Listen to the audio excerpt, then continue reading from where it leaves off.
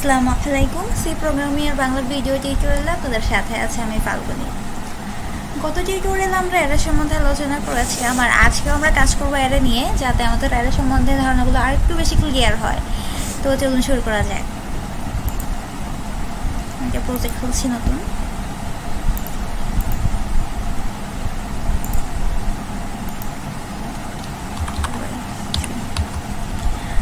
আর আজকে আমরা খুবই সিম্পল কিছু কাজ করবো, যেগুলো আমরা আগেও করেছি, কিন্তু সেগুলো করেছি আমরা ভেরিয়েবল ইউজ করে। আর আজকে আমরা ওই কাজগুলো অ্যারে দিয়ে করব।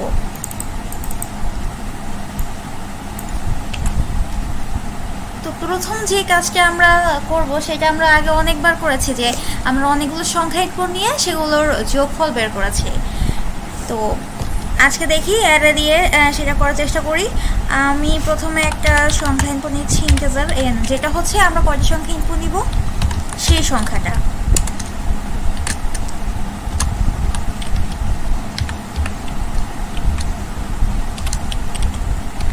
এরপর আমরা প্রথমে কি করব, যে আমরা একটা অ্যারে ডিক্লেয়ার করব। তো অ্যারে ডিক্লেয়ার করতে হয় কিভাবে, যে আমরা হচ্ছে ইন্টিজার ট্যাব বেরিয়ে নিব, এই জন্য ইন্টিজার লিখলাম এ। আর আমরা থার্ড ব্র্যাকেটের মধ্যে যে আমাদের অ্যারের লেন্থটা কত হবে আমরা সেই সংখ্যাটা দিব। যেহেতু আমরা n সংখ্যক সংখ্যা ইনপুট নিব, সো আমাদের অ্যারের লেন্থটা হবে n।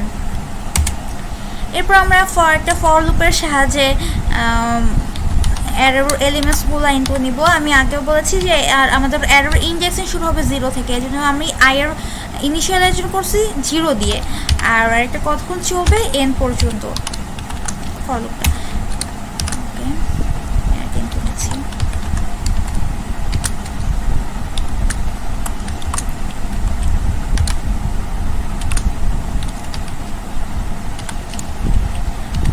এরপর আমি আরেকটা ভ্যারিয়েবল নিচ্ছি সাম নামে, যেটার ইনিশিয়ালি আমি 0 রাখছি, কারণ এই সামের মধ্যে আমরা অ্যারের এলিমেন্টসগুলো যোগ করে রাখবো। আর আমাদের আইটাও ডিক্লেয়ার করে নেই।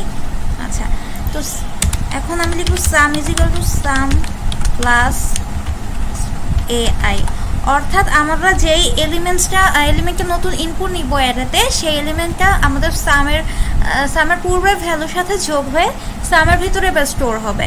আর সবশেষে আমরা যোগফলটা প্রিন্ট করব, printf %d sum।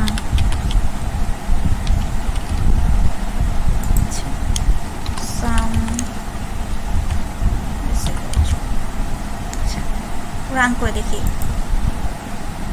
আমি 5টা সংখ্যা ইনপুট নিচ্ছি, 2 5 3 1 6, sum is equal to 17।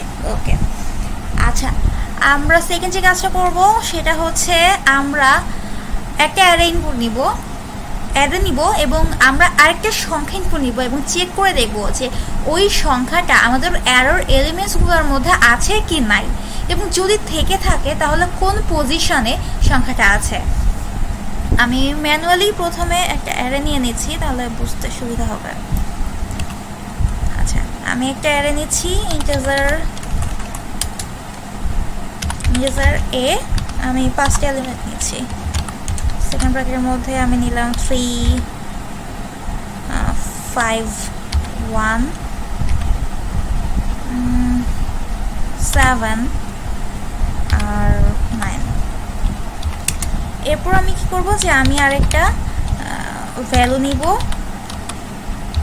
যেটা আমরা চেক করে দেখব আমাদের অ্যারের এলিমেন্টসগুলোর মধ্যে আছে কিনা এই সংখ্যাটা।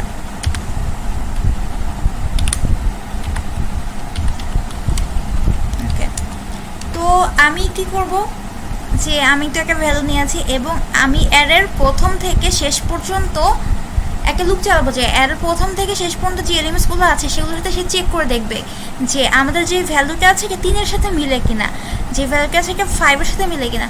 যদি মিলে যায় তখন সে প্রিন্ট করবে যে হ্যাঁ সংখ্যাটা পাওয়া গেছে, কিন্তু কত নাম্বার পজিশনে পাওয়া গেছে সেটা প্রিন্ট করে দেখাবে। আর যদি সংখ্যাটা না থাকে আমাদের অ্যারের মধ্যে, তাহলে সে প্রিন্ট করে দেখাবে যে নট ফাউন্ড। তাই প্রথমে আমি একটা ফর লুপ চালাচ্ছি, i is equal to 0 থেকে i less than 5 i plus plus।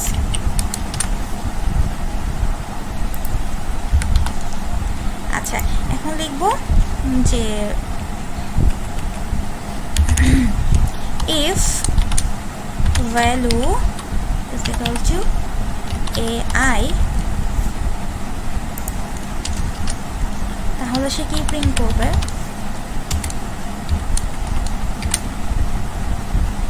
found at percentage, অর্থাৎ এখানে আমরা কি করবো যে আমরা আমার পজিশনটা প্রিন্ট করবো। সো আমরা জানি যে আমাদের এন্টার ইন্ডেক্সিং শুরু হয় 0 থেকে।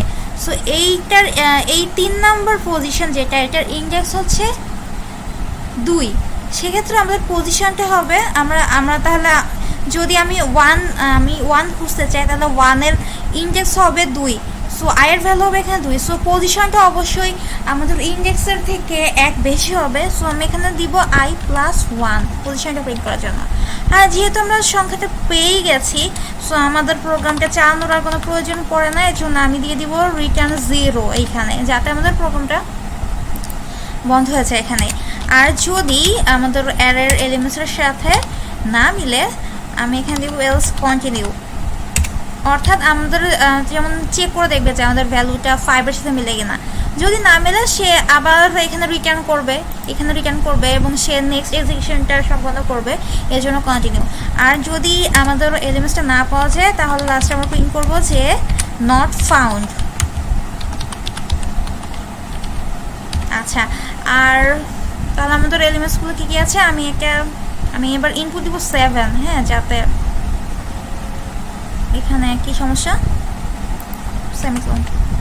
আচ্ছা, আমি 7 ইনপুট দিব, দেখি আমাদের ঠিকঠাক কাজ করে কিনা। 7 ফাউন্ড অ্যাট 4, অর্থাৎ আমাদের যে 4 নম্বর পজিশনে আমাদের 7টা আছে সেটা এসে কিন্তু ধরতে পারছে। আর দেখি আরেকটা এলিমেন্ট দিয়ে দেখি যে যেটা নাই, আমি দিব 10 নট ফাউন্ড। ওকে, আচ্ছা, এটা গেল। আর লাস্ট যে কাজটা করবো সেটা হচ্ছে আমরা আমাদের এলিমেন্টসের মধ্যে সবচেয়ে বড় সংখ্যাটা প্রিন্ট করে দেখব। অর্থাৎ আমাদের অ্যারের মধ্যে যে ম্যাক্সিমাম কোন সংখ্যাটা ওটা আমরা প্রিন্ট করব। তো আমি এই অ্যারেটাই রাখি, আর ভ্যালু কিছু চেঞ্জ করে দিই। এটা দিই 13, 55, 21, 78, আর এটা দেই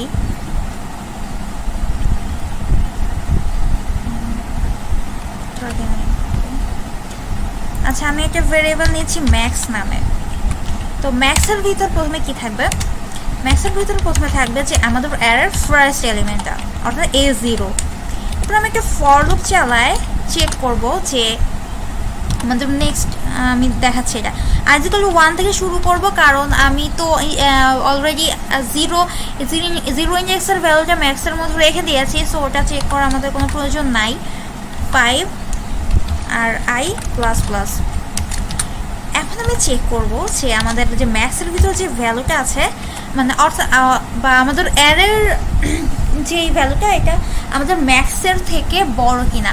যদি বড় হয় তাহলে আমাদের ম্যাক্সের ভ্যালুটা আমরা ওই অ্যারের এলিমেন্টটা দ্বারা রিপ্লেস করে দিব। আমরা চেক করি ai গ্রেটার দেন ম্যাক্স। যদি এটা ট্রু হয় তাহলে কি করবে, সে ম্যাক্সের ভিতর ওই অ্যারের এলিমেন্টস রাখবে। ওকে, আর যদি না হয় তাহলে কোনো কিছু করার দরকার নেই, কন্টিনিউ। ওকে, আর সবশেষে আমরা কি প্রিন্ট করব, যে আমাদের ম্যাক্সের ভ্যালুটা আমরা দেখবো যে আমাদের ইয়ার মধ্যে কোনটা সবচেয়ে ছোট সংখ্যা, ম্যাক্স।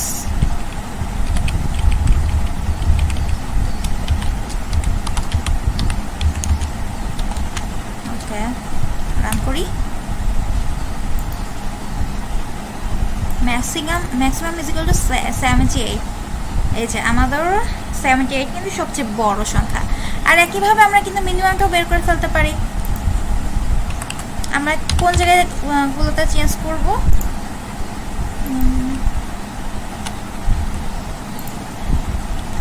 আমাদের চেঞ্জটা হবে খালি এখানে, যে আমাদের গ্রেটার দ্যান চিহ্নর জায়গায় এখানে হবে লেস দ্যান।